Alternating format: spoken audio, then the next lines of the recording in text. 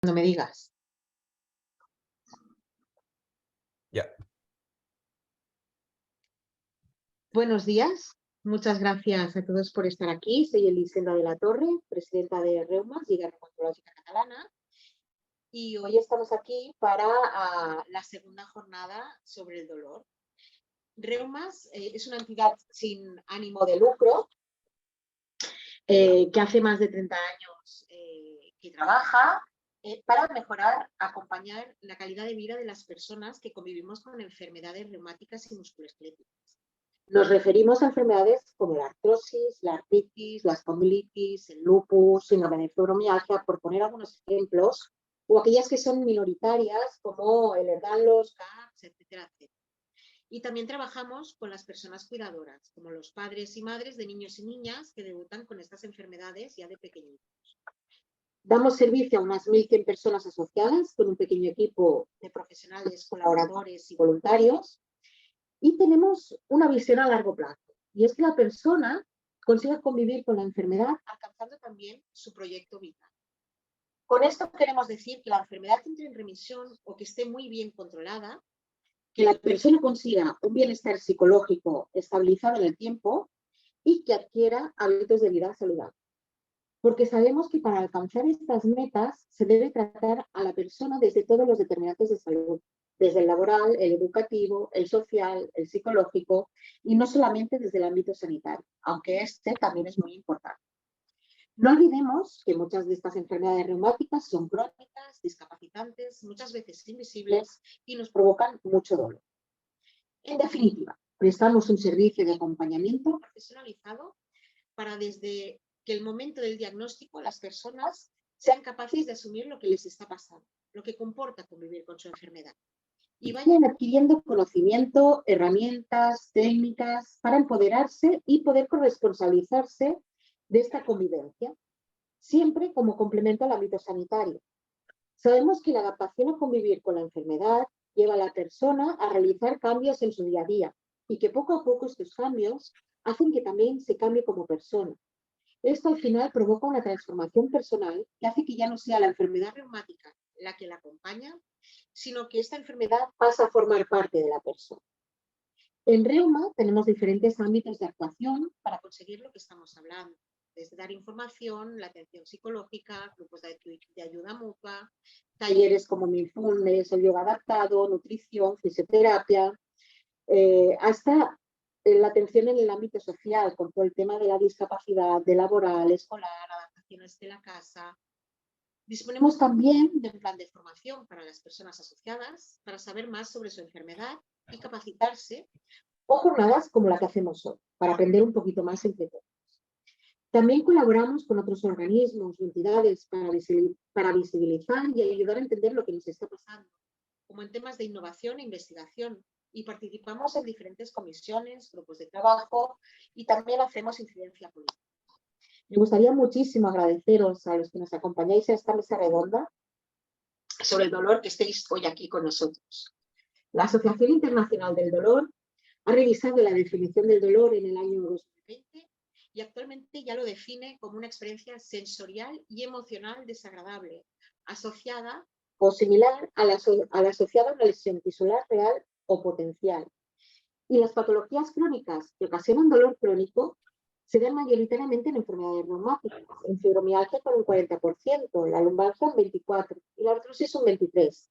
Esto está sacado del informe del 2018 de la Sociedad Española del Dolor y de la Plataforma de Organización de Pacientes. Por lo tanto, el dolor es un tema importante del que tenemos que hablar. Como personas con enfermedades reumáticas, tenemos que aprender a convivir con él. ¿Pero esto qué significa? Seguro que si nos preguntasen a cada uno de todos nosotros, de los que estamos aquí, diríamos algo diferente. Pero lo que seguro que estamos de acuerdo es que nos llega a condicionar a veces nuestra vida, sobre todo al inicio. De ahí la importancia de conocer más sobre qué es el dolor y aprender de cómo otras personas lo han enfrentado para disponer de herramientas y recursos. Hoy es la segunda mesa monográfica de un ciclo de 4 jornadas en la que tratamos el tema del dolor desde diferentes perspectivas. En la primera, que tenemos colgada en nuestro canal de YouTube, se trata el dolor desde el punto de vista de las personas que conviven con él. Hoy lo haremos desde la perspectiva de profesionales médicos. Las siguientes sesiones serán a través de la mirada del abordaje psicológico y de terapias complementarias. Ahora tenía que dar paso a la doctora María Madariaga, y me hacía especial ilusión porque también ha sido profesora mía en la universidad y por problemas personales al final no puede asistir hoy y estar con nosotros. Así que pasamos directamente a presentaros al moderador de la mesa. Estará con nosotros el doctor Joaquín Viana Cortina, médico especialista en reumatología, licenciado en psicología y valorador del daño corporal. Ya nos explicarás todo esto que es. Y con especial interés en dolor crónico, aspectos psicológicos y repercusión funcional del dolor. Y en la mesa participarán el doctor Emili Gómez Casanovas, médico reumatólogo. Tiene especial interés también en el estudio y tratamiento del dolor reumatológico y de su impacto sistémico, aspectos que desarrollan el servicio de reumatología del Hospital Clínic de Barcelona, y en Barcelona se entra tractament dolor reumatològic. El doctor Francisco Marín Jiménez, médico de atención primaria, implicado en acción comunitaria en el Prat de Llobregat. Muchas gracias también por venir.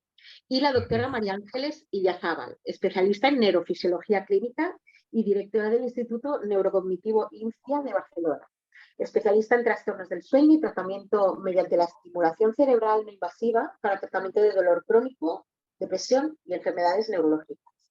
Muchas gracias por estar aquí. Ya al público decirle que son colaboradores habituales también de Reumas. Muchísimas gracias y doy paso ya directamente a la mesa.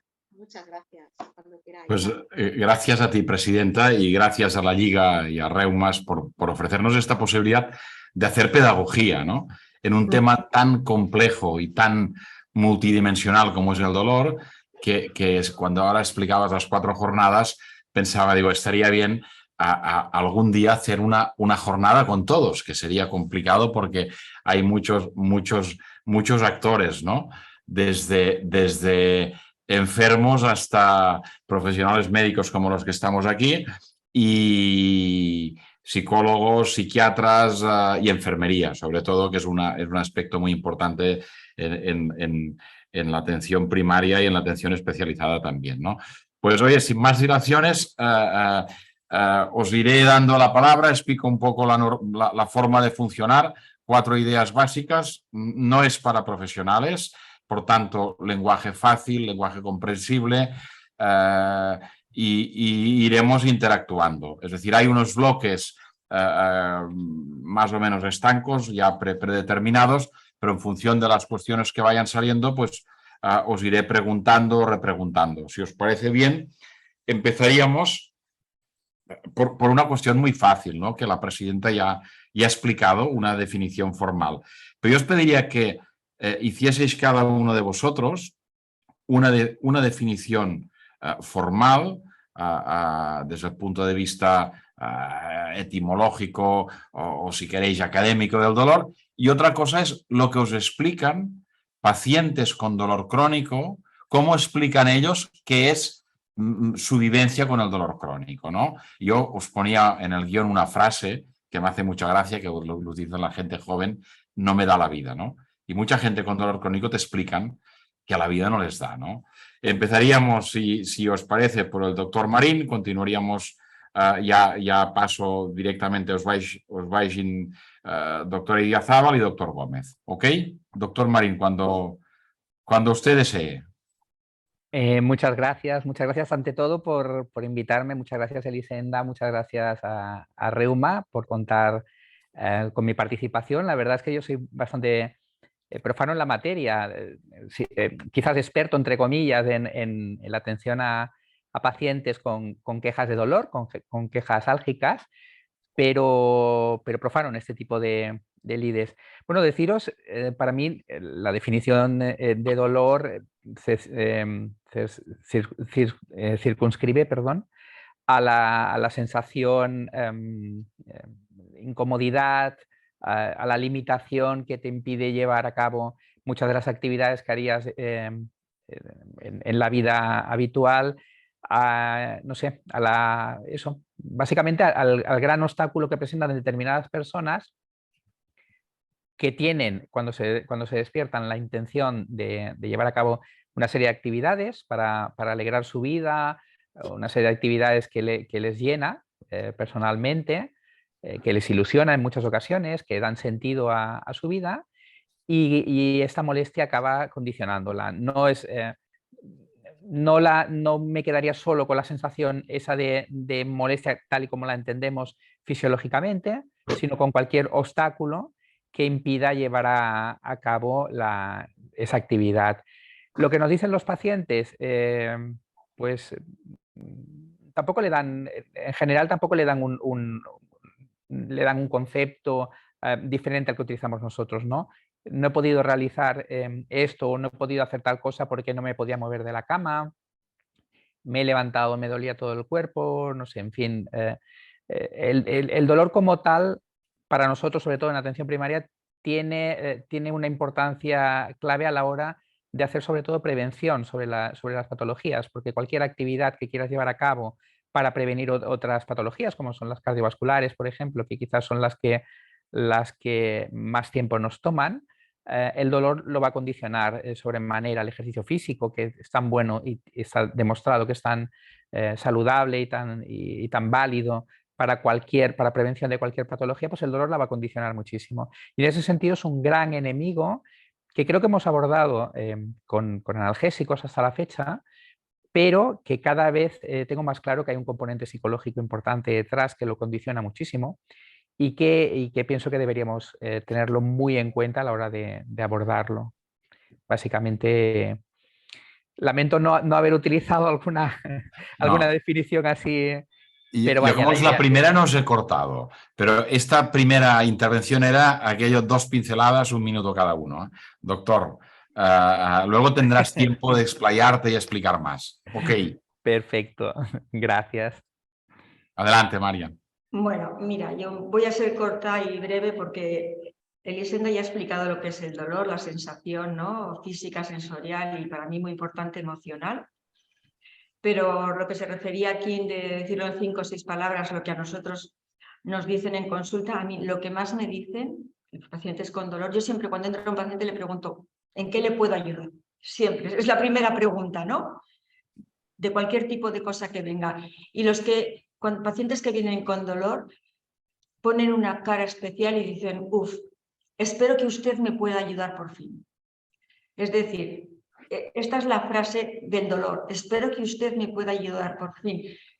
Y esto es porque realmente son pacientes que llevan una gran trayectoria de médicos, de años, de profesionales, y que van buscando soluciones por aquí, por allá y por todos los sitios, y muchos no saben ni por dónde ir, que esto es lo que yo me quedaría, ¿no? Y que no encuentran solución a lo que les está pasando. Y lo que a mí me dicen, como yo definiría el dolor con estos pacientes es, a ver si al fin usted, por lo menos usted, a ver si alguien me puede ayudar. Ojalá que usted me pueda ayudar.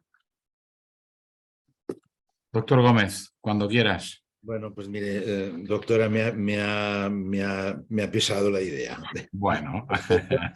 Bueno, eso Está significa bien que que nos realmente pensemos. es lo que está pasando. Sí. Pero es algo que, mira, yo cuando era jovencito me crecía ante estas circunstancias, ¿no?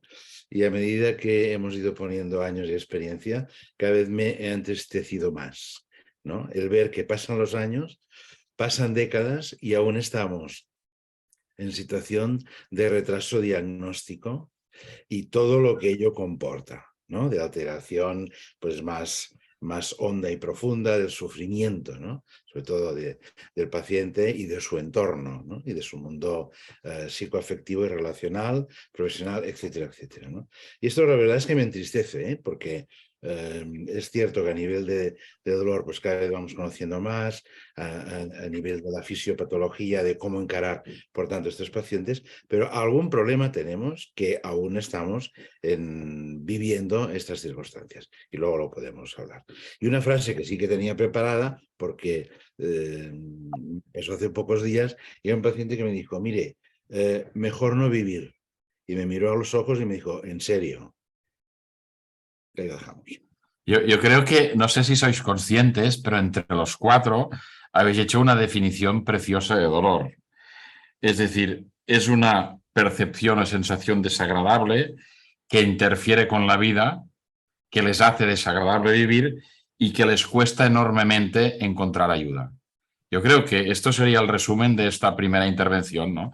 Y ahora pasaríamos a un bloque dirigido al doctor Marín, que nos gustaría que explicases un poco la frecuencia con que consultan los ciudadanos por dolor crónico especialmente. Ya explicamos que no incluíamos el dolor de origen oncológico, sino otros tipos de dolores. Y sobre todo, ¿qué podéis hacer desde la asistencia primaria? ¿Cómo identificáis y gestionáis al paciente con dolor crónico? ¿Qué instrumentos disponéis y de qué adolecéis en la primaria? ¿Cuál es el papel un poco de enfermería también en el soporte de la especialista en medicina familiar y comunitaria? ¿Y cuándo deriváis y a qué especialistas deriváis cuando tenéis la necesidad? Perfecto. No, antes de nada, felicitar por las definiciones. La verdad es que efectivamente las habéis clavado. Me habéis, yo hubiese suscrito cada una de vuestras palabras. Bueno, el dolor, entendiendo como molestia, pues puede abarcar hasta un 40% de las consultas que tenemos en atención primaria. Lo que pasa es que aquí estamos incluyendo también las molestias, los disturbios, los trastornos de otros sistemas, no puramente del osteoarticular, que entiendo que es en el que deberíamos centrarnos en esta charla, en esta reunión, sino también el digestivo, también el de otra índole, el urinario, por ejemplo, pero un 30-40% de las consultas suelen serlo. Si nos centramos solo en el osteoarticular, pues os diría que una de cada 5 quizá, una de cada 5 visitas, pues son rodilla, columna lumbar fundamentalmente, columna cervical, por ejemplo, caderas menos, pero sobre todo rodilla, gente mayor con sobrepeso en muchas ocasiones. Y un dolor crónico a los pacientes en los que ya hemos intentado prácticamente cualquier tratamiento analgésico, cualquier tratamiento preventivo y para el que creo que deberíamos empezar a enfocarnos ya en el aspecto preventivo a largo plazo, pues podría ser perfectamente un 5%, quizás uno de cada 20. Resultado de todo esto, pensad que seguramente lo habéis constatado en el resto de niveles asistenciales. Se está utilizando el opiáceo muchísimo, cada vez más. Parece que le hemos cogido miedo a los antiinflamatorios, con toda razón, a los antiinflamatorios por el tema cardiovascular, y hemos pasado del paracetamol o del metamizol, directamente nos hemos ido ya a los opiáceos. Resultado de todo esto, una sobreutilización de los opiáceos, que creo que le hemos perdido el miedo y que vamos por mal camino en ese sentido. Bueno, deciros también que a nivel que cada vez nosotros desde atención primaria, producto también probablemente de la sobresaturación, del asumir que cada vez somos menos capaces de atender toda la patología que nos derivan los pacientes de la población general. Pero estamos empezando a mirar a otros servicios, a otros niveles, estamos empezando a mirar a las asociaciones de pacientes, a la prevención, como os comentaba antes, en los centros en los gimnasios, en los centros de ejercicio físico, a la prevención nutricional, a la prevención, a la potenciación del ejercicio físico. En ese sentido, como comentabais, el papel de enfermería es fundamental. Yo creo que enfermería deberíamos entender que es el profesional o la profesional que ha de gestionar todo el tema crónico, todo el paciente crónico, por lo tanto, todo el tema de la prevención, todo el tema de intentar evitar la escala analgésica, pasarnos de grado, debería llevarlo enfermería conjuntamente con nosotros, pero enfermería debería tener un papel importante. Y no sé si me dejo alguna pregunta más de las que me has comentado. Has estado muy bien, pues que has recuperado el tiempo que te habías pasado anteriormente. Pasamos al siguiente bloque, dirigido al doctor Gómez, que es que nos expliques un poquito qué es un reumatólogo. Yo soy reumatólogo, pero siempre pienso que el día que nos bautizaron se equivocaron, porque la ciudadanía no sabe qué somos, ¿no? Un poco que expliques qué es el aparato locomotor, que también es un término que se utiliza mucho desde el punto de vista médico. El dolor crónico y el aparato locomotor. Aquí tengo que diferir del doctor Marín, porque si haciendo estadísticas de las consultas no agudas, que la mayor parte de urinario y abdominal acostumbran a ser agudas o subagudas, yo te diría que la causa más frecuente en Europa, el 42% de consultas por dolor tienen relación con la artrosis o artritis reumatoidea. Y aparte de aquí hay un 20% que tiene que ver con problemas de columna vertebral y otra cosa que son traumas que ya no entro. Pero quiero decir que el paquete de aparato locomotor es considerable, ¿eh?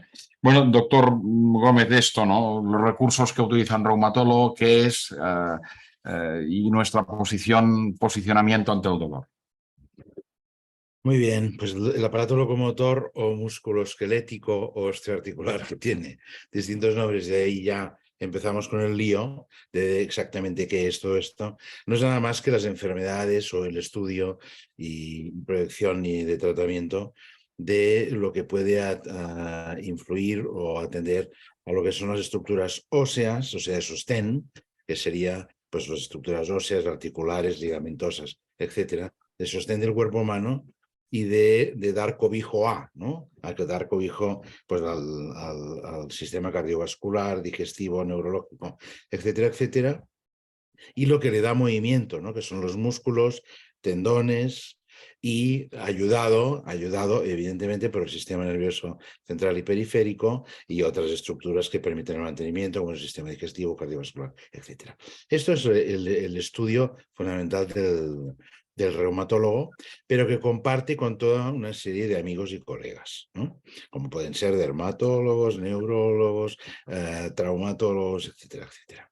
¿Por qué? Pues porque quizás la especialidad de reumatología es la que atiende a más distintas enfermedades, unas 250 por lo bajo, y que suelen ser sistémicas, es decir, que pueden ir acompañadas de otros problemas. Como ejemplo, el lupus, ¿no? Que tiene una afectación articular, pero puede tener afectación de todos y cada uno de los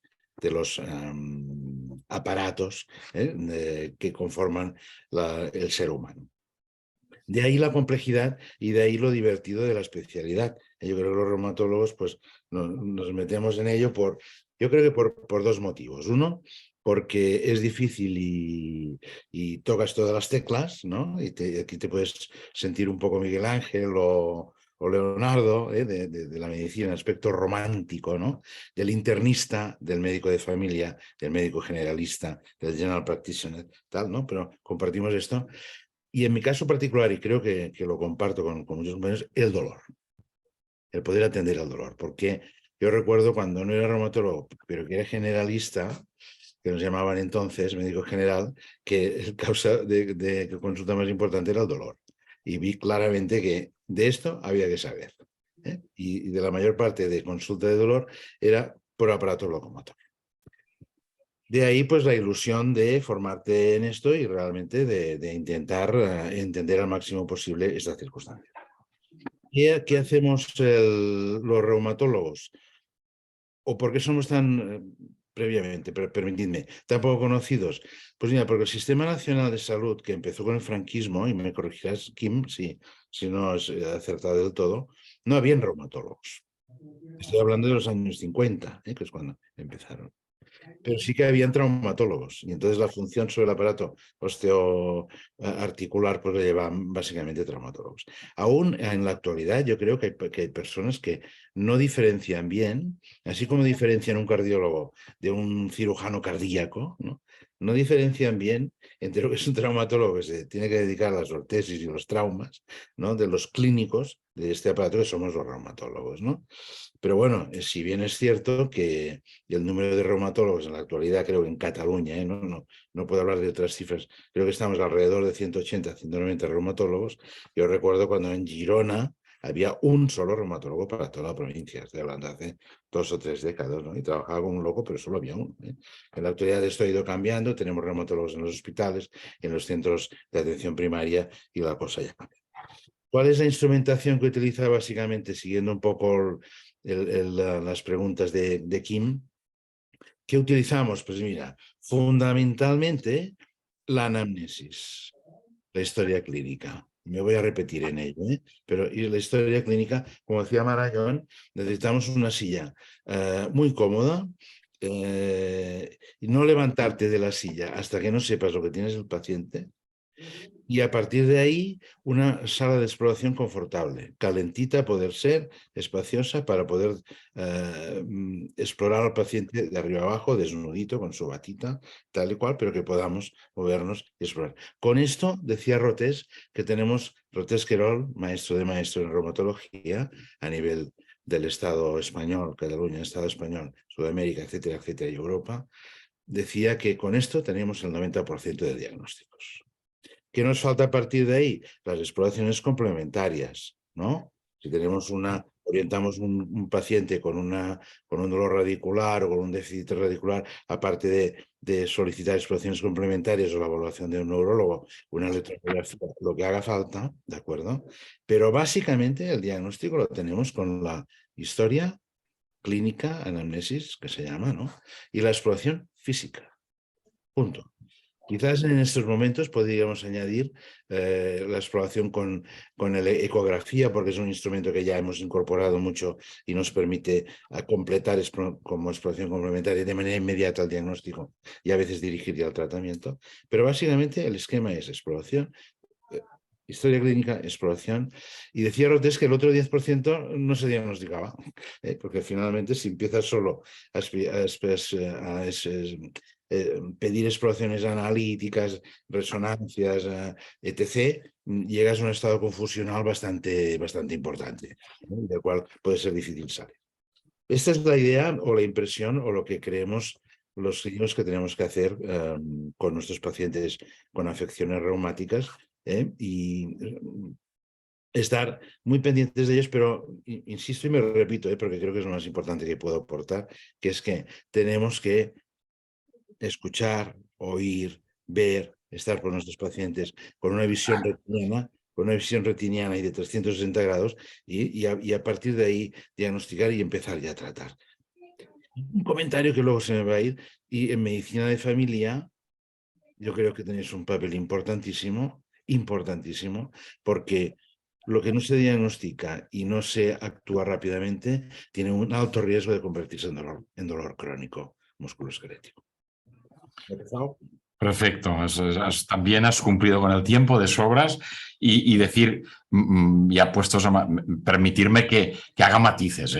No es ni corrección, es interpretarlo bien. Pero cuando el doctor Gómez explicaba que no había reumatólogos, el año que yo aprobé el MIR, en el hospital de Vallebrón donde estudié no había ni servicio de reumatología ni residentes de reumatología. Y aquel año solo había en el MIR 2 plazas de reumatología en Cataluña, la del Clínic y la del Hospital de Malalties Reumáticas. Estoy hablando del año 85-86. Después entró Belviche, Sant Pau, pero lo digo por esto. Y otra cosa, no, y fantástica la aportación del doctor Rotés Querol, que cuando estabas hablando lo estaba apuntando, ¿no? Que las exploraciones complementarias son para ratificar las impresiones clínicas la mayoría de las veces en nuestro oficio, en el de reumatólogo, ¿no? Pero bueno, muy bien. Doctora Marian Idiazábal, es tu turno y explícanos qué es la neurofisiología, de la misma forma que le preguntábamos. Aquí la única especialidad que es clara es la de médico de familia, que todo el mundo sabe lo que es, ¿no? Pero la neurofisióloga clínica por parte del público, ¿qué es, qué hace y qué relación tiene con el dolor? Y a puestos, explícanos un poco las vías del dolor y los recursos que utiliza una neurofisióloga y otra cosa que está muy de moda, que es la neuromodulación. Explícanos qué es y a qué personas y patologías les puede ser de utilidad. Bueno, a ver, voy a intentar ser breve, pero con todo lo que me has preguntado, No. seguro que no lo consigo, me cortáis, porque realmente... Bueno, no te preocupes, yo pongo el temporizador aquí. Vale, pues Vale. nada, yo voy, pero rápidamente estoy de acuerdo con lo que has dicho, Kim, de que nadie sabe quiénes son los reumatólogos. Pues imagínate, nadie sabe quiénes son los neurofisiólogos, aún menos, ¿vale? Porque la mayoría de gente cuando viene dice, ¿pero esta especialidad existe? Bueno, pues existimos. Y también de acuerdo con Emily en que igual que la reumatología, quien está haciéndola es porque es divertido, complejo, te hace estar alerta, te hace estar continuamente, ¿no?, en un estado de aprender, de buscar cosas, de darle vueltas a las cosas. La neurofisiología es un poco igual, ¿no? Compleja, pero a la vez los que nos dedicamos a esto, que nos llaman médicos raros, es porque nos gusta, porque nos resulta divertido, ¿no? ¿Qué hace la neurofisiología? La neurofisiología es una especialidad médica, ¿vale? Esto vía MIR, igual que cualquier otra, mucha gente no lo sabe. Nos dedicamos a estudiar cómo funciona el sistema nervioso central, es decir, el cerebro, la médula espinal, y cómo funciona el sistema nervioso periférico, ¿vale? Nervios, músculos, etc. Y para ello tenemos como dos partes claves en la neurofisiología. Una es la parte diagnóstica, pero no tenemos tampoco que olvidar que nosotros los neurofisiólogos también tenemos una parte de tratamiento sobre el paciente con dolor crónico o con otras patologías, ¿no? En la parte diagnóstica, nosotros lo que analizamos, por ejemplo, es cómo una orden que se ha generado en el cerebro va descendiendo por todo el sistema nervioso, por ejemplo, hasta llegar al músculo para provocar una respuesta. Y también lo que podemos ver es el sentido inverso, ¿no?, de cómo desde unas pequeñas fibras aferentes o unos sensores receptores del dolor en vía periférica puede llegar toda la información a través del nervio, la médula espinal y al cerebro. Esto es un poco lo que luego os explicaré de las vías del dolor, ¿no? Y nosotros, según queramos estudiar el sistema nervioso central o el sistema nervioso periférico, contamos con pruebas específicas. Si nosotros queremos estudiar el sistema nervioso central, pues podemos hacer potenciales evocadores cognitivos, podemos hacer un electroencefalograma, podemos hacer un estudio de sueño. Si lo que nosotros queremos es estudiar una afectación de vía periférica, hacemos un electromiograma, podemos hacer un brain reflex, podemos hacer un jitter de fibra única, podemos hacer potenciales auditivos, somestésicos para estudiar médula espinal. Es decir, es una especialidad amplia, compleja, y que al final lo que pretendemos o buscamos es, con las pruebas que tenemos a nuestro alcance, intentar ayudar al clínico, a vosotros y al paciente, aportando dónde está la lesión, si es que hay una lesión que se puede objetivar, el nivel de la lesión. Podemos saber también cuál es la fisiopatología, cómo se ha generado esta lesión o este dolor o esta alteración que tenemos ahí. Podemos hacer controles efectivos del tratamiento, y también con todo lo que habéis estado hablando hasta ahora. Una prueba complementaria aislada en sí misma no es suficiente para dar un diagnóstico. Nosotros, igual, los neurofisiólogos, igual que los clínicos, lo que hacemos es explorar al paciente, realizar una buena historia clínica y realizar las exploraciones complementarias. Y en base a estas tres patas, ¿no?, la exploración del paciente, la historia clínica del paciente y los resultados que hayamos obtenido en las pruebas, nosotros damos una impresión diagnóstica para poder ayudar a los pacientes, ¿no? Y luego tendríamos la parte del tratamiento. Y en la parte de tratamiento y también diagnóstico estarían las unidades de sueño. En neurofisiología contamos con las unidades de sueño para diagnosticar trastornos del sueño y tratarlos. Y en el tema del dolor crónico, yo creo que esto es importante porque siempre hemos pensado que el dolor crónico genera un trastorno de sueño. No podemos dormir porque tenemos dolor, pero lo que hoy sabemos es que si hay un trastorno de sueño, esto va a generar que podamos tener dolor también. Entonces, una respuesta bidireccional. Y la otra parte de tratamiento sería la neuromodulación o estimulación cerebral no invasiva para tratamiento de otras patologías, entre ellas el dolor, que os explicaré. Si me permitís, ¿vale?, para ir un poco resumiendo, os voy a poner un par de diapositivas para explicar un poco las vías del dolor y la neuromodulación, porque me parece que si no es un tema complejo, y si consigo hacerlo bien, el compartir, ahora os lo hago, para que podamos ver un poquito.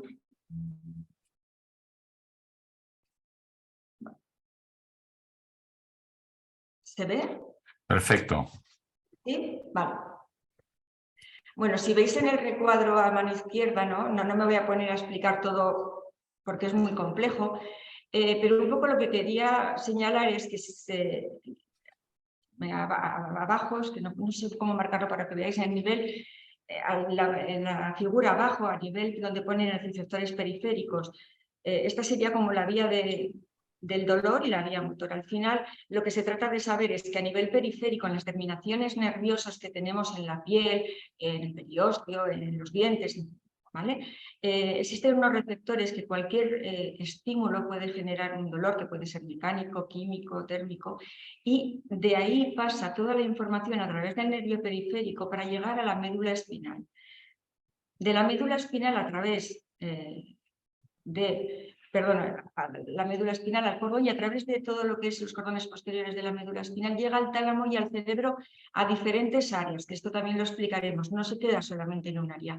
Y dos cosas importantes es que nuestro cuerpo cuenta con sistemas endógenos moduladores del dolor, que es a nivel de la médula espinal, donde existe una modulación de tal manera que cuando llega ahí un dolor, nuestro cuerpo es capaz de filtrarlo, pararlo, para que no llegue a estructuras superiores y se pueda procesar. Y también existe una modulación de tal manera que tenemos fibras descendentes desde el sistema nervioso central que se encargan de inhibir estos estímulos dolorosos. Muchas veces cuando hay dolor puede ser porque estos estímulos nociceptores están amplificando la señal, y también porque estas vías controladoras del dolor endógenas, como las fibras que inhiben el dolor descendentes, no están funcionando de una manera correcta, ¿no?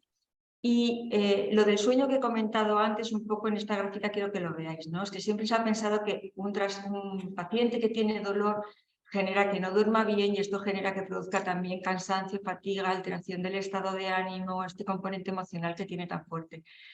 Pero lo que también sabemos hoy en día es que un paciente que tiene un problema de sueño, que no tiene una buena cantidad, calidad de sueño, hace que se provoquen alteraciones en estas vías descendentes inhibitorias que he comentado del dolor, y aparece el dolor, con lo cual es una pescadilla que se va mordiendo la cola, ¿no?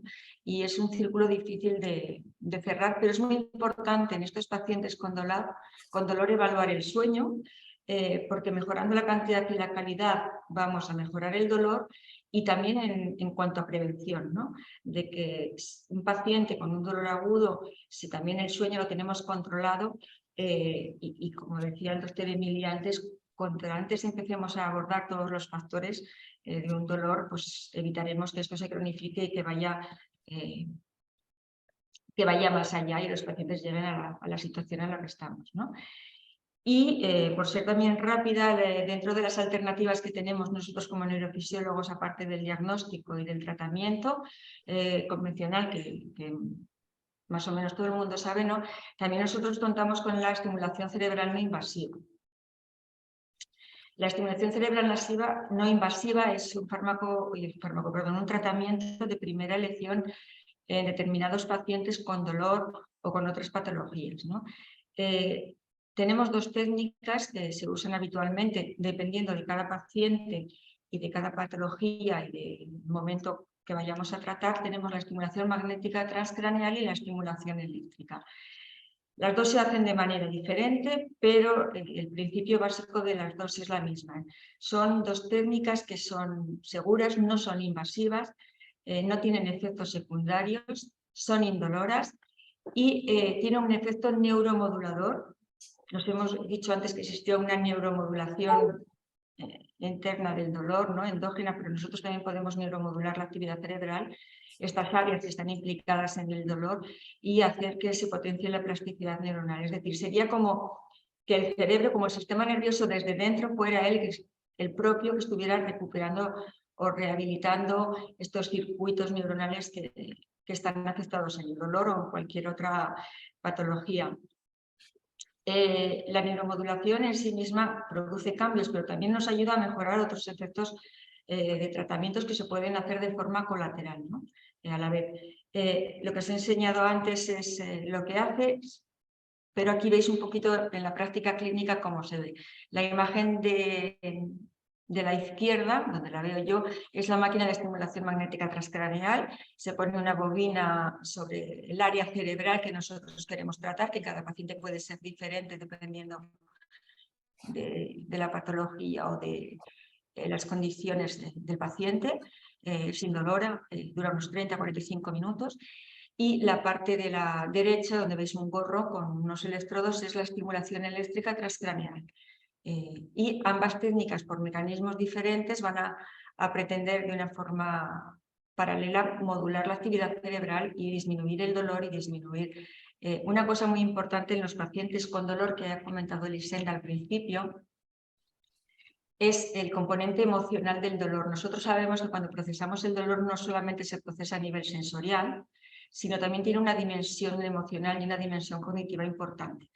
Teniendo en cuenta esto, nosotros cuando vamos a tratar con neuromodulación a un paciente, tenemos que hacer un tratamiento individualizado. Tenemos que ver cuáles son los síntomas que queremos tratar en cada paciente. Porque un paciente con dolor crónico, que para él lo más importante en ese momento es el estado anímico, la depresión, el que no puede tirar hacia adelante, en otro puede ser el dolor y anímicamente no estar tan mal. Al final le preguntas, bueno, ahora en este momento, ¿qué es lo que podemos, qué es lo más importante para mejorar en ti? ¿Qué es lo que primero tendríamos que enfocar? Y a partir de ahí decidimos el tratamiento. Es decir, es un tratamiento individualizado en cada momento del paciente diferente y se realiza de forma con protocolos muy específicos. Y podemos tratar el dolor estimulando e inhibiendo diferentes áreas cerebrales, afectando a diferentes vías. Doctora, llevas unos 12 minutos. Vale, pues ya me voy. ¿Vale? Pero en realidad estamos... es para entender que se pueden tratar diferentes patologías y luego ya lo que queráis me vais preguntando. Poco tiempo, pero bueno, espero que os haya servido para un poco ver por dónde podemos. Mega interesante, en el sentido de que es imposible tratar el dolor si no conoces a la persona que tiene el dolor. En este sentido, todos habéis dicho un poco lo mismo, ¿no? Yo entraría en el segundo bloque. En todo caso, las preguntas que han ido saliendo, interrogantes de neuromodulación, que me parece un tema apasionante e interesantísimo, las dejamos un poco para más adelante. Y ahora os preguntaría, cambiaría un poco el orden y dejaría al doctor Marín al final para que nos hable de cuál debería ser el papel de la asistencia, de la atención primaria en la gestión del dolor crónico. Pero en todo caso, doctor Marín, empezaría el doctor Gómez, continuaría la doctora Idiazábal y luego tú en este tema que eres el experto nos darías tu criterio. Doctor Gómez, cuando quiera. Sí, pues mira, muy sencillo, fundamental, porque la atención primaria, como tú muy bien corregías, no asistencia, sino atención primaria, que es un matiz, ¿no? que tiene que ver con la globalidad de atención, tanto desde el punto de vista biológico como psicológico relacional. Más holístico, efectivamente.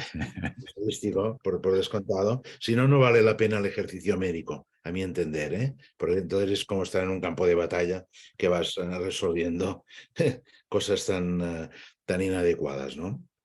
Pero bueno, dicho esto y con todos los respetos, la medicina de urgencias faltaría más, pero sí que es cierto que si no tenemos el concepto de atención, estamos haciendo un trabajo un poco pobre. Sí, es muy enriquecedor tener esta visión más amplia.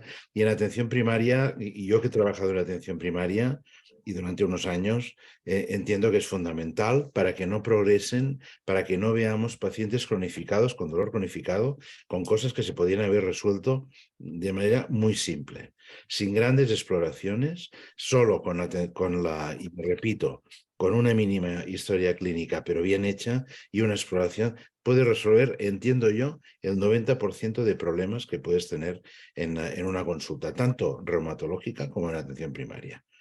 ¿Qué cosas podemos aportar los reumatólogos que deberíamos intentarlo y hacerlo? Pues estar en buena relación con nuestros médicos de familia. O sea, estar dispuestos a recibir una llamada, o una consulta, o un estudio radiológico por WhatsApp. Tenemos que utilizar los medios que tenemos hoy en día para hacer consulta rápida. Es decir, que no se entretenga una lumbalgia durante 3 meses para que lo vea un especialista, para que luego lo acabe viendo un neurofisiólogo y dictaminando ya cosas que se podían haber resuelto o que no llegarían a tal estado en esa circunstancia. Por tanto, lo siento mucho, pero la responsabilidad máxima y la importancia capital es de atención primaria en nuestros problemas, en estos problemas como en muchos otros. Así que andaban, adelante. Marian. Pues lo mismo, pero recalcar la importancia de atención primaria, desde el punto de vista emocional, psicológico, como de diagnóstico, ¿eh? Y yo tengo que decir que lo que yo me he dado cuenta últimamente, y de lo cual creo que es muy importante, porque atención primaria creo que ahí está tomando un papel importante, es que yo cada vez veo más pacientes de atención primaria para valorar un dolor neuropático por una diabetes, un síndrome del túnel carpiano, una lumbalgia. Es decir, antes no me pasaba tanto hace años, pero ahora, cosa que me alegra, desde primaria me llegan muchos pacientes directamente para hacer las exploraciones de neurofisiología, con lo cual el paciente se queda ya ahí, se puede diagnosticar ahí, se puede tratar ahí, y esto no puede evolucionar, como decíamos, más adelante, ¿no? Porque si tú tienes un paciente con una polineuropatía diabética y lo ha diagnosticado ya en atención primaria, ese paciente ya va a empezar el tratamiento y se va a poder seguir sin dar vueltas por ahí. Y yo tengo que decir, y digo que muy gratamente, lo que cada vez estamos viendo más son pacientes derivados por médicos de familia. Y esto creo que es importante seguir en esta línea, porque como decís vosotros, al final el filtro está ahí y el que se vea al paciente pronto, rápido, y se dé una solución rápida. Ya sé que os cargamos con mucho trabajo, ¿no? Y os luchamos todos vosotros, pero es que realmente yo creo que es muy importante, y ya digo, yo cada vez veo más pacientes ya no derivados de especialistas, sino de atención primaria, y creo que eso es algo muy bueno para el paciente. Yo antes de pasarte la palabra, doctor Marín, yo creo que el médico de familia es como te diría, es el director de un proceso que puede evitar mucha iatrogenia. Si el médico de familia centra bien al paciente, evita que vaya un especialista que muchas veces el aparato locomotor, y los que estamos aquí lo vivimos frecuentemente, van al especialista, que es un especialista quirúrgico, y vemos una sobreactuación generando mucha iatrogenia, especialmente en enfermos con dolor crónico, que si no está bien orientado por el médico de cabecera, acaba en el traumatólogo interviniendo cosas que acaban generando más dolor crónico, ¿no? Y el papel vuestro es clave. Adelante, doctor, cuando quieras. No, agradecer vuestras palabras, porque realmente es un poco lo que habéis comentado vosotros, ¿no? La formación cada vez es mayor a nivel de atención primaria. Nos preocupamos de conocer más la patología, de llegar a tramos en los que hace años pues a lo mejor no nos introducíamos. Muchos de los compañeros, yo personalmente no lo hago por desconocimiento, pero hay muchos compañeros, por ejemplo, que infiltran articulaciones, muchos compañeros que están utilizando la ecografía ya a nivel de atención primaria. Yo pienso que el gran hándicap que hay aquí, no quiero entrar en la parte política, en la parte del sistema sanitario, porque creo que ahí tenemos un hándicap enorme. Yo creo que el gran problema que tenemos es la falta de tiempo, fundamentalmente, que nos está atrapando a todos, que nos está limitando la interrelación que proponía Emili. Yo te agradezco desde luego tus palabras, porque realmente creo que una buena relación entre atención primaria y atención especializada facilita muchísimo el proceso diagnóstico, el proceso de seguimiento. Nosotros en la zona, por ejemplo, en la que estamos, pues hay una gran limitación a la hora de derivar pacientes. Creo que todos los servicios están saturados. La atención especializada, la atención primaria, sin duda alguna. Y estamos empezando a mirar un poco lo que comentaba, creo que era aquí, no recuerdo si era Kim o Emily, la visión holística, la visión biopsicosocial, no centrarnos, no quedarnos solo en el problema biológico, sino abordar ya el tema psicológico y el tema relacional con el resto de la comunidad, porque entendemos, o personalmente, de ahí cuando me habéis presentado un poco como interesado en la atención comunitaria, en la acción comunitaria a nivel de bueno, de las entidades que tenemos alrededor. En cierta manera, el interés por las entidades que tenemos alrededor, por el manejo biopsicosocial, no deja de ser una herramienta que utilizamos nosotros para intentar drenar mucha de la atención que no podemos dispensar a los pacientes y que evitarían desde luego la cronificación en la sociedad, en entidades que pueden abordarla muchísimo mejor que nosotros. Agradezco infinitamente vuestras palabras, pero yo entiendo que estamos en un sistema, en un sistema sanitario hospitalcentrista, probablemente, y que la falta de recursos nos está limitando a todos a nivel, cada uno en su zona. Pero sería idílico, lo que propugnáis sería idílico, pero evidentemente tendría que contratarse muchísimos más profesionales para llevarlo a cabo. Okay. Emili, sí, has pedido la... Emili. Y aprovechar lo que tenemos. Es decir, yo que tengo la sensación y cada vez más clara de que estamos en manos de multinacionales y un sistema económico que nos perturba. O sea, es rentable hacer resonancias magnéticas a la Siemens, a la Bosch, etcétera, etcétera, y suerte que podemos hacerlas, ¿no? Pero cuidado, que es que el objetivo no es hacer hervir la olla, que se dice aquí en Cataluña, ¿no? Cuidado, no, porque es verdad, ¿por qué? Lo pienso. La hora de médico es muy barata y es muy rentable si tiene tiempo. ¿Por qué? Porque yo si tengo tiempo, desnudo al paciente y le ausculto y le diagnostico que tiene un resfriadito o un asma o lo que siga, ¿no? Lo que sea, ¿no? Pero si no tengo tiempo, le hago una radiografía y cuidadín que le cae un TAC. Me explico, ¿no? Si yo recuerdo un libro de la Clínica Mayo que estudié hace años del dolor de cabeza, de cefalea, y decía, si usted tiene una hora, 50 minutos de historia clínica y exploración, y el resto seguro que ya le sale el diagnóstico. Pero claro, si no tienes tiempo, mire, por si acaso, le vamos a hacer una resonancia. O un TAC o lo que sea, ¿no? Entonces, claro, pienso que aquí hay una distribución absolutamente patológica del tiempo y de los recursos, ¿no? Y no es que necesitemos más dinero, es que lo que necesitamos es que probablemente, porque la sanidad es un pozo que nunca lo puedes llenar, ¿no? Y siempre hay cosas mejor hacer, pero el tiempo de médico, de personal sanitario, a mi humilde entender, es fundamental y no lo tenemos, pero no lo tenemos porque se gestiona estrictamente mal. Y ahí sí que nosotros debemos tener alguna responsabilidad, ¿no? Porque claro, si te pasas el día mirando el ordenador porque no sé qué, a lo mejor hay que hablar con el gerente que te ponga, que te ayude un auxiliar sanitario y que vaya pasando notas mientras tú ves y exploras al paciente, ¿no? Es decir, quizás tenemos que repartir mejor el trabajo y no pasando el día haciendo papelitos y papeles administrativos. Pero ya está. Ya. No, hay una ecuación de equilibrios complejos entre exploraciones complementarias, fármacos y tiempo del médico. Y siempre la resultante siempre tira para donde tira, ¿no? Y es verdad que pero el tiempo en el fondo, el tiempo son recursos y es dinero, ¿eh? También, es decir, que entre todos tenemos que tendríamos que acabar dibujando la sanidad que queremos, ¿no?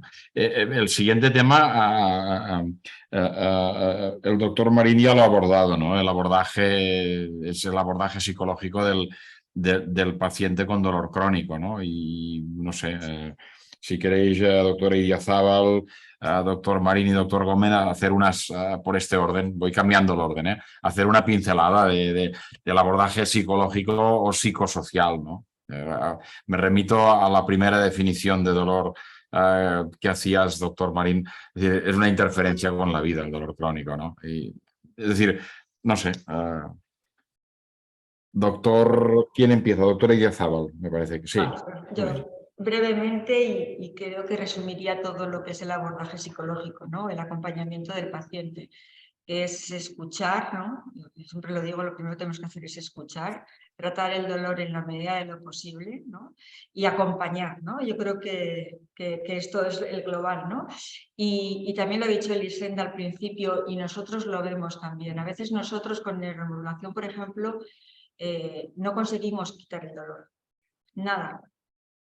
¿Vale? Otros pacientes sí, otros no, pero alguna vez que lo hemos hablado, ¿no? Yo tengo alguna paciente que no le he conseguido quitar el dolor nada. De 0 a 10 tenía 10 y cuando acabó el tratamiento tenía 10.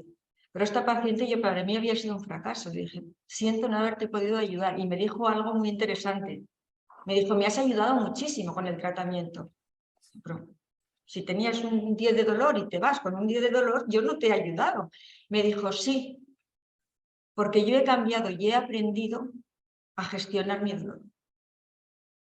Entonces, ella llevaba 4 años intentando gestionar su dolor. O sea, quiere decir que la gestión del dolor, a veces les decimos a los pacientes, gestiónala, hay que enseñar, es un aprendizaje, pero también depende de circuitos neuronales, igual que el estado de ánimo, igual que esto. Y muchos quieren gestionarlo y no pueden. Esta chica me decía, yo llevo 4 años en psicólogos, intentando gestionar, aprendiendo con 40 y pico años, con un dolor crónico, invalidante, incapacitante, y no podía. Y la neuromodulación sí que cambió ahí algo, cambió circuitos relacionados con el componente más emocional de procesar el dolor, más del estado de ánimo, y ella estaba contenta porque tenía el mismo dolor, pero su actitud, ahora el dolor es mi amigo, convivo con él, he cambiado yo, mi forma de verlo y de vivirlo, y eso yo creo que también es importante. Es mega importante, brutal. Que creo que conozco el caso. Pero, doctor Gómez. Bueno, sí, andando en lo mismo, lo que sería el proceso psicoterapéutico, en realidad, al margen de una pequeña anotación respecto al tratamiento conductual para que pueda enseñar y que tiene su utilidad y demostrada respecto al afrontamiento de lo que es el dolor y el impacto en el individuo, hay que afrontar también el impacto del diagnóstico de la enfermedad con dolor crónico, genera un impacto en el propio individuo a nivel del insight, ¿no? De uno mismo. Vital. Bueno, vital. Pero también inmediatamente al entorno, por el diagnóstico de una enfermedad que pueda ser de larga duración, que tenga un cierto impacto, inmediatamente impacta en el entorno familiar. La pareja del individuo, los hijos, los hermanos, etcétera, etcétera. Y si vamos ampliando la idea, sería pues a los amigos con los cuales tú tienes una relación afectiva y por descontado en el mundo del trabajo. Porque hay diagnósticos que todos conocemos que realmente impactan en el mundo profesional y esto puede ser una situación realmente delicada, caótica en lo relacional, profesional, económico y por descontado en lo afectivo, ¿no? Cómo afecta a mis relaciones sexuales, cómo afecta a mi rol en mi familia, poder seguir con ello o no. Y esto ahí, la mayoría de situaciones familiares son sanas, ¿no? Y encuentran los recursos que tienen.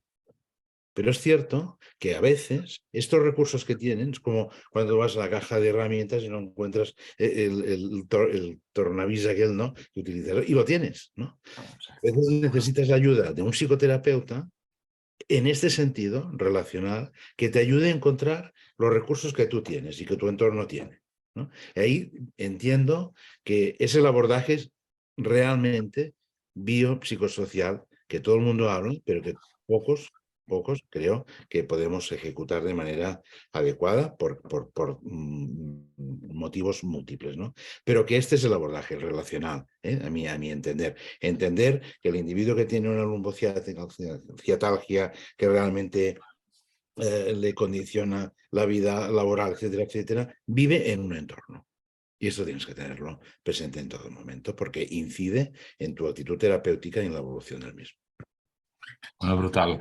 Hay una sensación que no sé si, supongo que os ocurre, cuando una primera visita con un paciente o una paciente con dolor crónico, es que cuando entra a la consulta muchas veces tienes la sensación de que no sabes si se dejará ayudar, porque está tan, ¿cómo te diría?, tan acostumbrado a que no... Y yo les acostumbro a hacer 2 cosas que tú, Emilia, ahora has tocado. Uno es, yo no sé si te podré ayudar, pero te ayudaré a construir una caja de herramientas, de qué utilizar en cada caso y cómo dirigir y qué hacer. Y la otra cosa, les pido siempre que en la segunda visita venga la pareja, porque es importantísimo que la pareja entienda qué es el dolor crónico. Si no es un camino de espinos. Doctor Marín. No sé si dispongo de 3 o 4 minutillos para explicar una experiencia que Sí. estamos llevando a cabo, que además está implicada la Lliga Reumatológica. En el Prat, yo trabajo en el Prat de Llobregat, en un centro de atención primaria. En Cataluña yo entiendo que en el resto de comunidades autónomas probablemente se aplique de aquí a un tiempo, pero en Cataluña disponemos de determinadas personas que son psicólogos de formación, que son los denominados referentes de bienestar emocional. Nos están ayudando muchísimo, sobre todo a nivel de grupos educativos, de grupos psicoeducativos, es decir, abordar problemas que hay, en los que hay un componente psicológico importante, pero en forma de grupos, en lugar de hacerlo individualizado, optimizando el tiempo y haciéndolo en forma de grupos. Bueno, pues hace un tiempo preparamos en los diferentes centros de salud del Prat, que son 3, preparamos un grupo junto a nuestras referentes de bienestar emocional. Preparamos unos grupos de fibromialgia con pacientes con fibromialgia. Y estructuramos diferentes sesiones de manera que lo que hicimos desde un primer momento fue abordar el tema psicológico, fundamentalmente cómo interpretaban el dolor, cómo acababan interfiriendo en su vida, pero fundamentalmente lo que buscábamos no era tanto la formación, sino la relación entre iguales, es decir, entre gente que pudiese entender perfectamente que aquello que explicabas tú, pues que también le sucedía a ellos, que sentían la misma incomprensión respecto a su entorno y bueno, un grupo terapéutico en ese sentido, entre iguales. Aquí se implicó también la Lliga Reumatológica y la verdad es que ha ido muy bien. En palabras de nuestras referentes de bienestar emocional, entre la primera sesión y la quinta o la sexta, había una diferencia brutal en aspectos tan significativos como, por ejemplo, cómo vestían las personas que venían. O sea, cómo vestían, o gente que no se conocía absolutamente nada, después de la tercera, cuarta, quinta sesión, tenían grupo de WhatsApp propio, quedaban para tomar un café, y el dolor, el dolor, que al fin y al cabo es lo que pretendíamos tratar, fue mejorando de manera significativa, sin aportar más medicación. Es decir, entraron y salieron con la misma medicación. Pero simplemente tratando este aspecto psicológico, la verdad es que mejoraron muchísimo.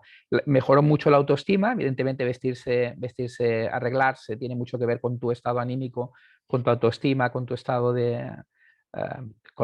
si más o menos tienes controlada la ansiedad y otros aspectos, pues todo esto parece que sí que lo controlaban.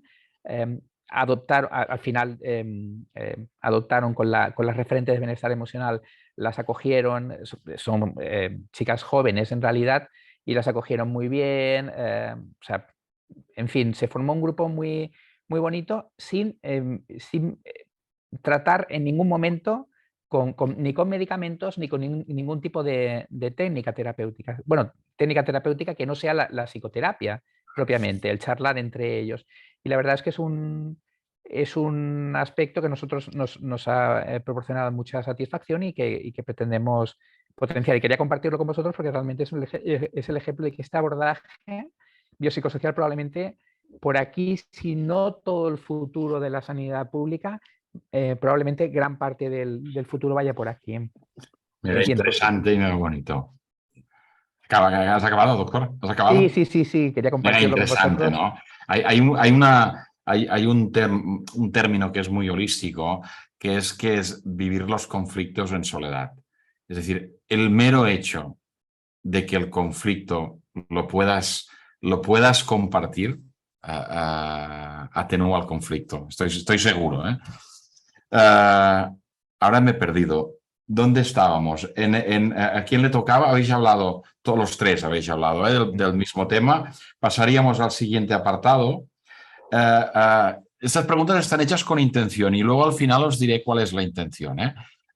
¿Qué papel tienen que tener las clínicas del dolor? Porque se utilizan como una varita mágica y mi opinión, antes lo habéis tratado, es que no conocen a la persona que tiene dolor. Conocen un síndrome locorregional y punto. Muchas veces, en general. Te lo digo porque a veces se usa y se abusa de la clínica del dolor y se generan unas expectativas que acaban frustrando a la paciente o al paciente. Emily, veo que haces así con la cabeza, va, Somi. Sí, porque tengo muchos amigos que trabajan en clínica de dolor. Yo también. Y tengo la fortuna de pertenecer a grupos de la Sociedad Española de Dolor, trabajar habitualmente con ellos y aquí y fuera del país, ¿no? Bueno, y la impresión, y con los amigos que tienes, que son la mayoría anestesistas, rehabilitadores, tal. Yo siempre les digo lo siguiente: mira, los que lo hacéis bien, que sois muchos, es porque sois medio reumatólogos. ¿Por Porque qué? exploran Porque y escuchan. porque exploran y porque a veces se encuentran situaciones. Nosotros hacemos cursos en la Sociedad Catalana de Reumatología, de ecografía, de ecointervencionismo y demás, y invitamos a anestesistas a venir, ¿no? Y en circunstancias determinadas nos hemos encontrado que, bueno, claro, es que tú, Emily, exploras. Bueno, exploras, claro que exploras. Hay alguna unidad, y no voy a decir dónde, que no tienen camilla. Exploran con una gran pantalla de ordenador, pero no tienen camilla. Ya no sigo por ahí, ¿eh? O sea, en el sentido de... Entonces, yo creo que el problema de las clínicas del dolor, sinceramente, es que una de dos: o siguen órdenes, es decir, hágame un bloqueo facetario tal o de la raíz del nervio tal, bla, bla, bla, pam, lo que sea, o hágame un paravertebral o tal, o si deciden ellos, que es lo que tiene que ser, creo, ¿no? Si deciden ellos, los médicos de la unidad, tienen que estar formados. Y no estoy hablando de dolor oncológico, de hacer un bloqueo del ganglio celíaco, etcétera, etcétera, que yo lo sé hacer, pero no me pongo en ello porque no es mi tema, y que lo hacen muy bien, y esto es muy claro, pero en enfermedades musculoesqueléticas, reumatológicas, hay que saber muy bien dónde estás. Tienes que explorar al momento al paciente, porque puede haber una indicación y al cabo de una semana, cuando tú lo ves, la cosa ya ha cambiado totalmente, y trabajar conociendo el diagnóstico y sabiendo diagnosticar al paciente. Es cierto que en la actualidad la transversalidad se lleva, que ¿quién atiende a estos pacientes? Neurólogos, internistas, rehabilitadores, anestesistas que les gusta el dolor, pocos reumatólogos, que se dedican más a la artritis, no tanto al dolor. Ahí ha habido un cierto cambio que tiene que recambiar de nuevo, y en ello hay acuerdo. Y probablemente haga falta que esta transversalidad sea realmente verdadera, no de palabra, sino que sea realmente verdadera, o probablemente nos haga falta una nueva figura, que sería la figura del algólogo. O sea, un médico que no sería neurólogo, que no sería reumatólogo, que no sería anestesista, pero que tendría esta formación que necesitamos. ¿De acuerdo? Y en este momento yo siempre he pensado que ¿quién tiene que hacer tal tipo de técnica, tal tipo de tratamiento? Pues el que lo sepa hacer.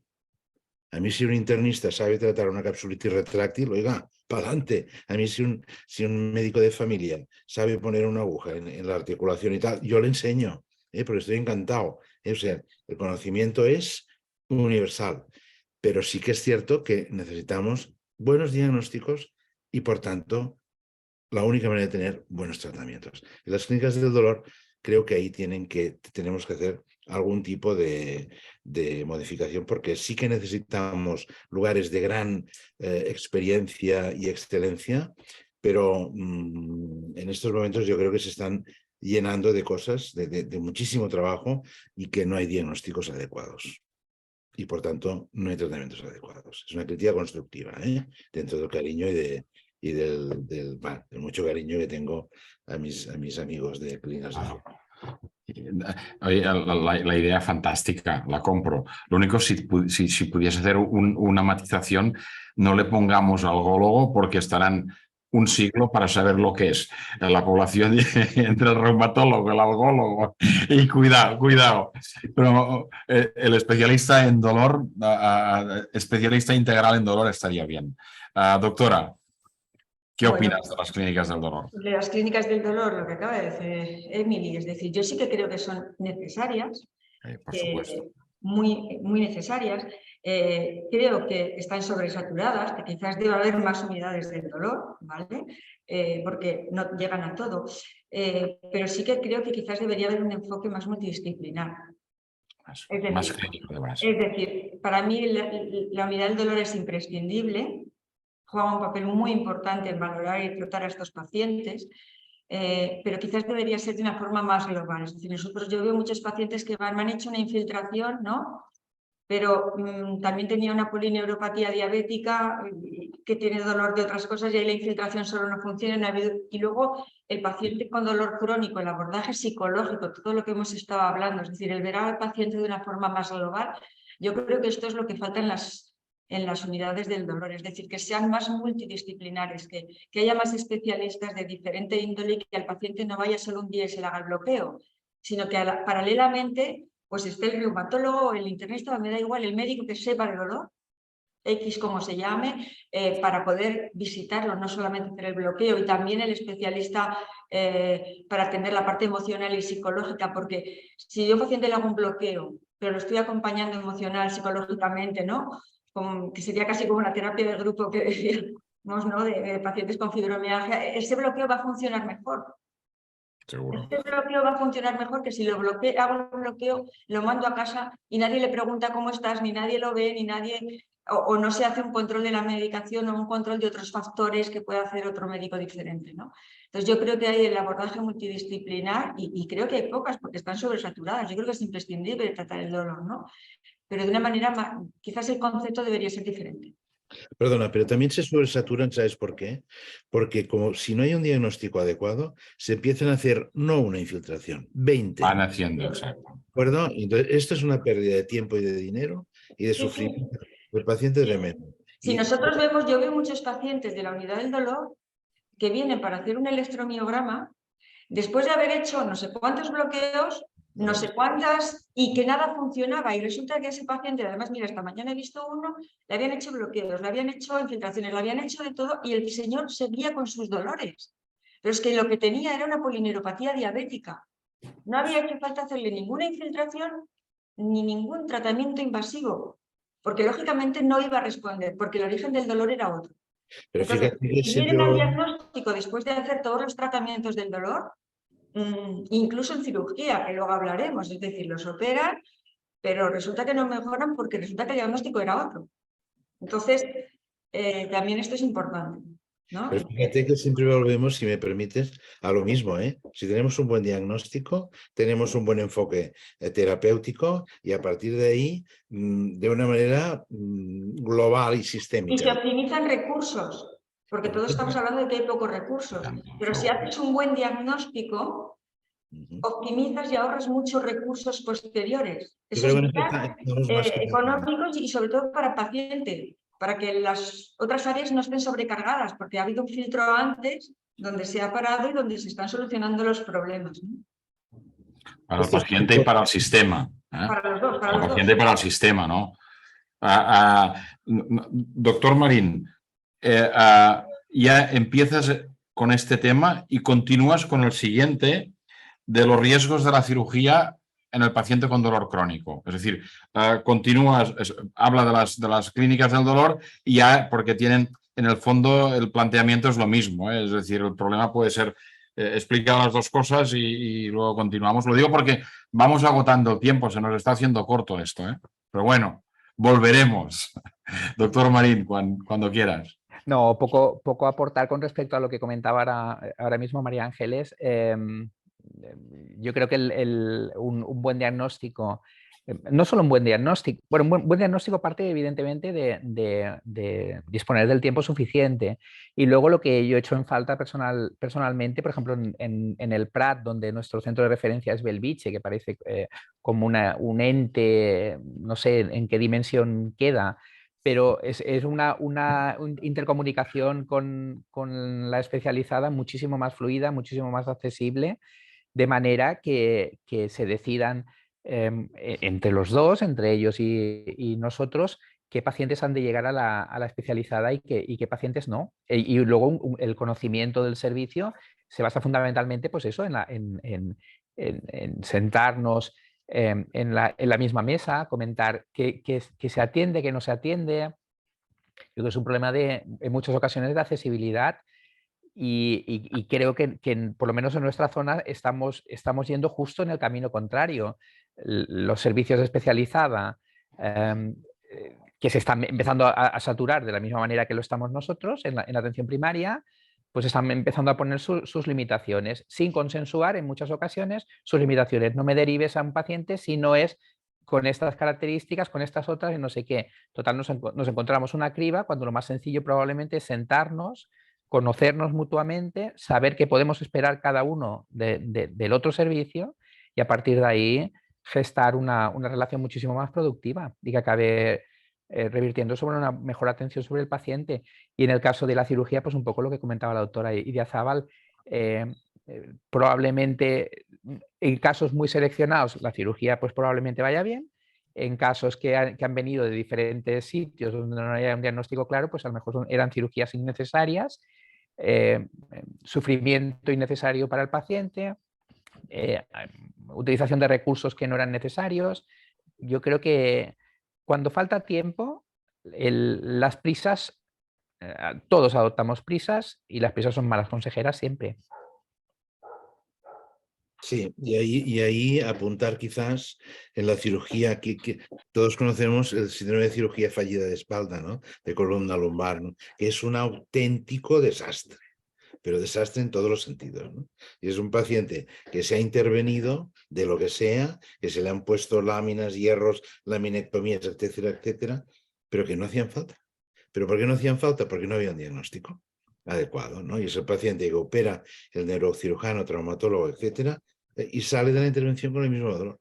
Y resulta que tenía pues un síndrome piriformis o que tenía un síndrome facetario que no se identificó, etcétera, ¿no? Y esto es un auténtico desastre y un fracaso total del ejercicio galénico, ¿no? De atender a un paciente, porque encima le generas una situación de perjuicio increíble con cicatrices, etcétera, etcétera, ¿no? Y esto volvemos de nuevo a lo mismo, ¿no? O sea, un buen diagnóstico requiere un tiempo y no una imagen. La disociación clínico-radiológica que todos conocemos y hemos estudiado, pues parece que no existe, ¿no? Y cada vez tenemos mejores pantallas, mejores imágenes de resonancias, de escáneres, etcétera. Pero ostras, es que operan imágenes, se operan imágenes. La imagen no es un diagnóstico. No, y tenemos que tener en cuenta que en medicina la clínica manda. No. O sea, yo me canso mucho de poner la coletilla en los informes a valorar según contexto clínico del paciente. Sí.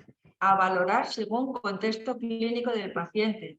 Y esa frase yo la pongo mucho, porque creo que es muy importante el poder tener esto, ¿no? Una imagen, si no hay una clínica, una imagen grande no puede dar clínica, y una imagen donde casi no hay lesión puede dar una clínica muy importante. Entonces tenemos que valorar clínicamente el paciente para tomar una actitud diagnóstica y eso es imprescindible. Y respecto a la cirugía, si quieres decir algo, bueno, yo creo que lo has apuntado ya, Marian, y has empezado apuntándolo. No solo lo que apuntabas, doctor Gómez, en el sentido de que no mejoran. Hay casos que mejoran porque después de operarse están 3 meses sin hacer nada. Pero cuando vuelven a la actividad diaria, todo esto se queda en nada, ¿no? Y hay múltiples, es decir, casos de múltiples intervenciones y a veces cuando han fracasado 4 o 5 intervenciones de un tobillo, de una muñeca o de una espalda, de un hombro, te dicen, no, mira, nos lo envían y dicen, mira si tiene algún proceso reumático. Y esto nos lo encontramos desgraciadamente. Y otra cosa también, perdona que te interrumpa, pero creo que es importante porque yo lo veo, y perdonar por cómo lo voy a decir, es que no sé decirlo de otra manera, no tenemos paciencia. Exacto. Me explico. Es decir, un paciente, o sea, hay que valorar todo el contexto. y esto es concreto por una paciente, yo pongo ejemplos, ¿no? Que venía para si se tenía que operar otra vez. Es decir, si tú tienes una lesión severa, por ejemplo, un túnel carpiano, si tú te operas en un estadio muy grave con una lesión de nervio severa, muy importante, aunque tú te operes, este nervio, si se recupera, va a tardar un año como mínimo. Y a veces no se recupera si es muy grave, pero puede tardar un año. ¿Qué pasa? Que me opera y si al mes yo sigo teniendo dolor o sigo teniendo las parestesias, pues o el cirujano dice, pues esto ha ido mal, te opero, o el paciente también dice, es que esto no me ha ido bien. Entonces hay que sentarse y explicarle al paciente.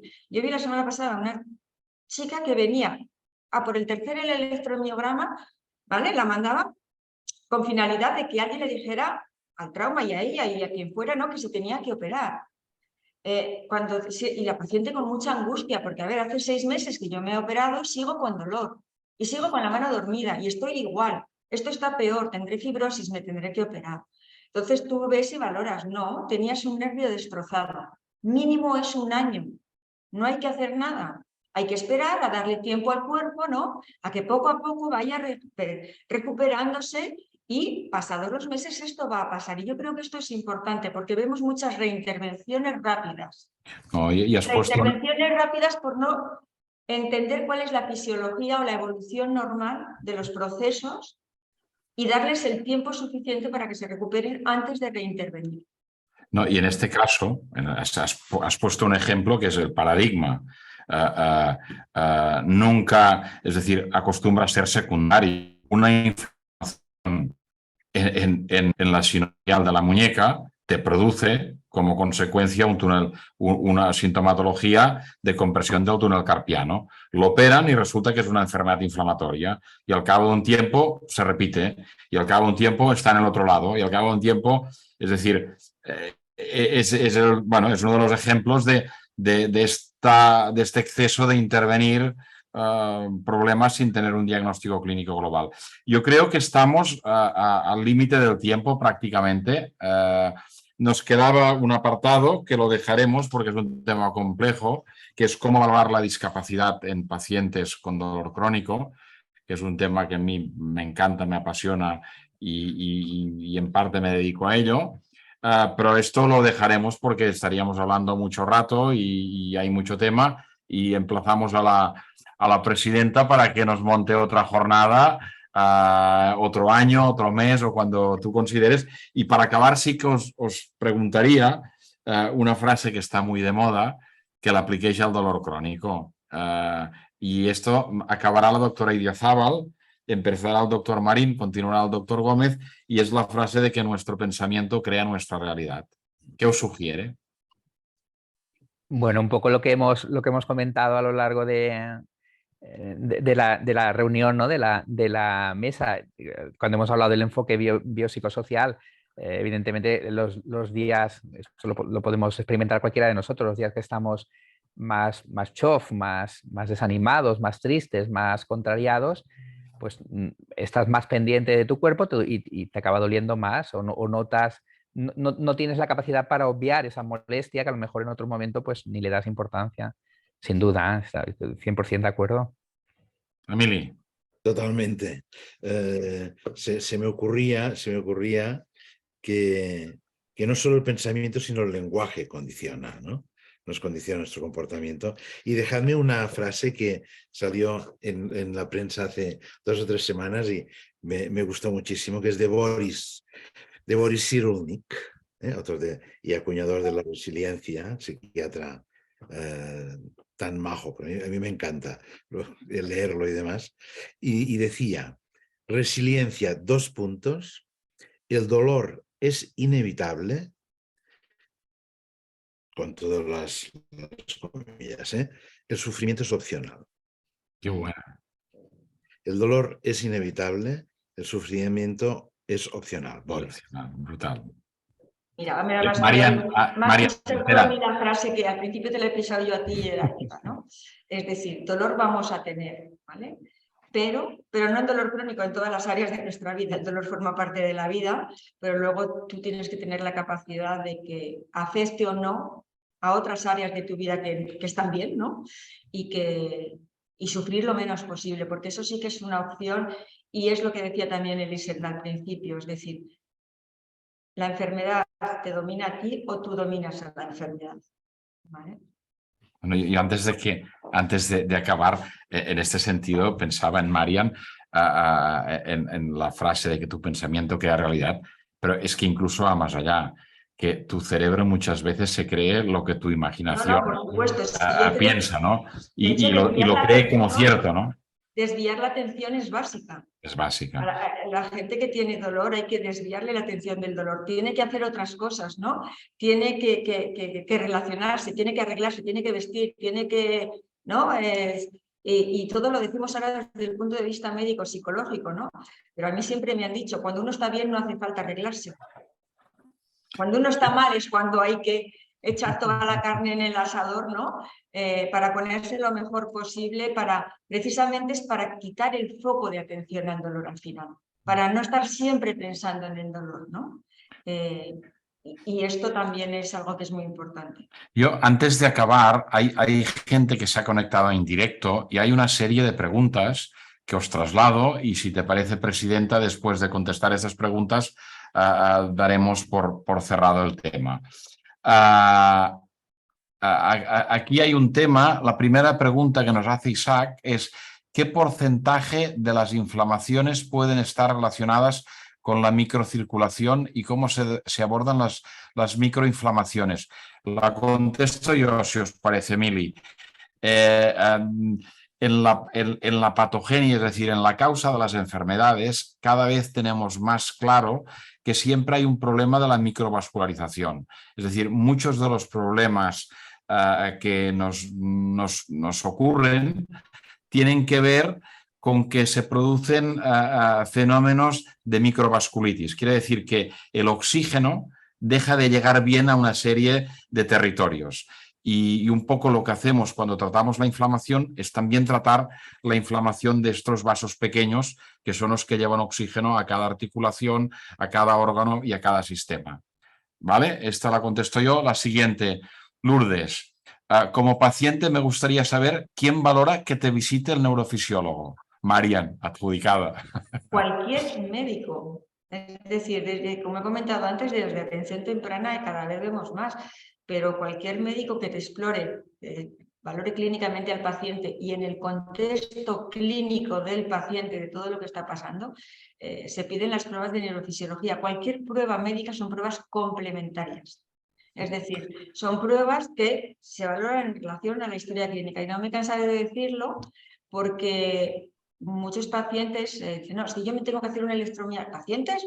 O un electromiograma porque me duele. ¿Te ha visitado algún médico antes? No. Pues no te lo hago. O sea, es decir, primero vamos a ver qué es lo que está pasando, ¿no? Es decir, cualquier especialista que haga una buena historia clínica es el que te puede derivar. Médico de familia, reumatólogo, traumatólogo, neurólogo, cualquier especialista que previamente haya valorado y que crea que esta exploración le puede servir para completar el diagnóstico y luego desde el punto de vista del sueño, aquí ya o cualquier otra más áreas que tomamos que no son las exploraciones complementarias, cualquier paciente puede consultar incluso con dolor, ¿no?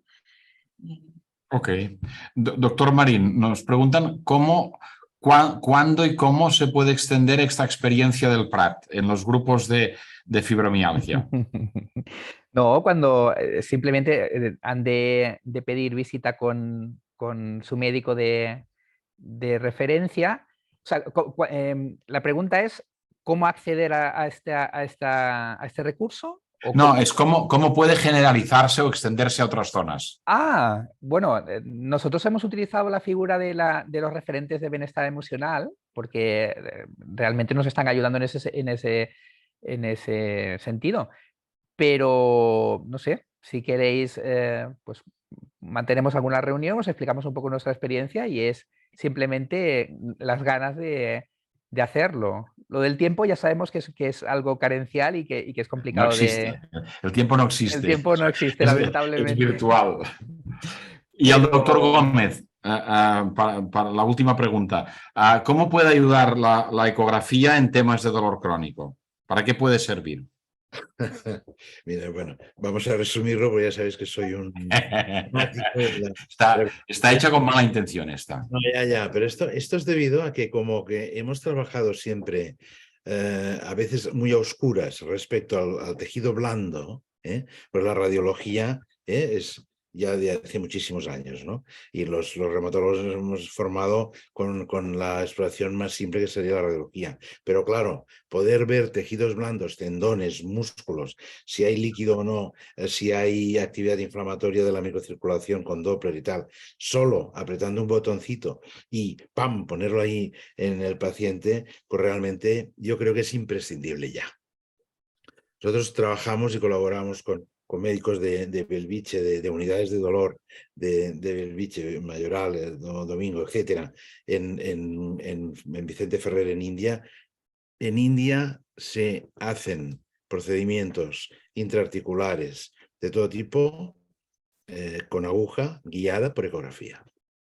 Todos los médicos de ahí saben hacerlo perfectamente. Cosa que aquí a veces es difícil encontrar a alguien que te ponga una aguja en un sitio adecuado con ecografía, ¿no? Es un instrumento que no es el futuro, es el presente. Tenemos ecógrafos de bolsillo que podemos conectar a un teléfono, etcétera, etcétera. Hoy en día es una técnica que podemos utilizar en cualquier momento y en cualquier lugar. O sea, por tanto, se llama, o se dice que es el fonendo del médico, no del reumatólogo, del médico, lo puedes llevar en el bolsillo y realmente es una pasada hoy en día. Oye, pues muy bien. Oye, agradecer a la Liga pues esta oportunidad de hacer pedagogía del dolor, porque yo creo que es básico, muy importante, y yo creo, me gustaría que desde la Liga, de toda la gente que acabe viendo, no en directo, sino en diferido, este coloquio, que den su opinión si les es útil, si no, y que nos digan cómo modularlo y cómo, en definitiva, para ayudar a ser más útil. Pues gracias y buenas tardes y buen profit, que decimos en catalán. Muchas gracias. Salimos, ¿eh? Salimos.